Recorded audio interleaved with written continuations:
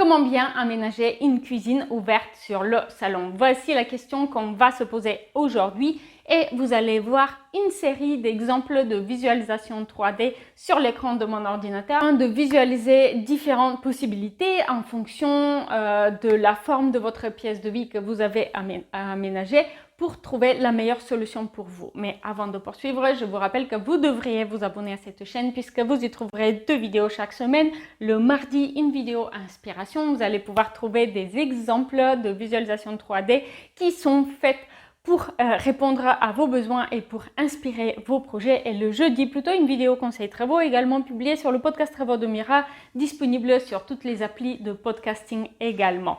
Allez, maintenant, on va passer derrière l'écran de mon ordinateur et on va voir les principales solutions pour aménager une cuisine ouverte sur le salon. C'est un aménagement qu'on voit de plus en plus souvent dans les appartements, notamment neufs, mais aussi en rénovation dans les grandes villes où on a des pièces qui ne sont pas très grandes.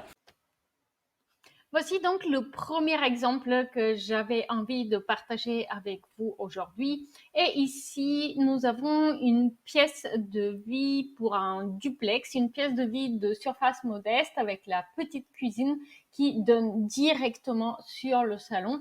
La salle à manger étant, on peut le dire, absente puisque on a simplement un îlot de cuisine qui se prolonge en coin repas avec des chaises de bar haute puisque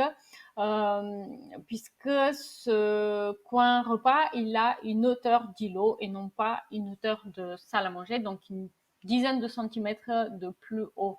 Donc, je vous laisse d'abord faire le tour de la pièce et ensuite, je vais partager avec vous les principales considérations de cet aménagement d'intérieur et pourquoi donc cette petite cuisine ouverte sur le salon se fait aussi discrète et fait que en fait on l'aperçoit presque pas dans l'aménagement de cet appartement. Donc vous allez voir déjà dans cette vue que la cuisine elle est en quelque sorte cachée dans l'épaisseur de l'espace sous l'escalier. Et donc, cela permet simplement de lui donner moins d'importance dans l'aménagement d'intérieur. Elle est là, on ne la cache pas bien sûr, mais elle n'est pas l'élément central de l'aménagement. Aussi, l'îlot central qui se prolonge en espace repas, un coin repas, eh bien, il est en quelque sorte plus présent dans cette pièce de vie qui donne donc, c'est une petite cuisine qui donne directement sur le salon. Un autre aspect très important que je vous laisse apprécier dans l'aménagement de cet espace, c'est que il y a beaucoup de vide finalement dans cette pièce de vie qui n'est pas grande. Et ça permet justement le fait d'avoir laissé du vide, le fait de, par exemple, ne pas avoir mis un grand canapé 3 places qui allait occuper l'espace central de la pièce, eh bien, ça permet d'aérer l'espace et cela permet de donner plus de légèreté à l'aménagement. Du coup, la pièce de vie avec la cuisine ouverte directement sur le salon, elle est plus légère et elle paraît plus grande naturellement. Vous allez remarquer aussi ici ce grand mur bibliothèque qui a un coin lecture qui est aménagé au centre même de la bibliothèque. Eh bien, cet aménagement, il permet justement d'attirer le regard sur autre chose que la cuisine. Il y a un élément central de la décoration de la pièce qui n'est pas la cuisine. Et la cuisine elle-même, elle est avec des couleurs neutres, en gris très clair et en blanc pour le plan de travail, ce qui fait que c'est comme ça qu'on arrive à l'oublier presque. Donc, si vous avez un aménagement de petite cuisine ouverte directement sur le salon, je vous conseille d'éviter les designs de cuisine qui sont trop présents. Par exemple, essayez d'éviter la cuisine en rouge brillant qui va devenir l'élément central de l'aménagement de la pièce et on ne verra plus que votre cuisine ouverte sur le salon.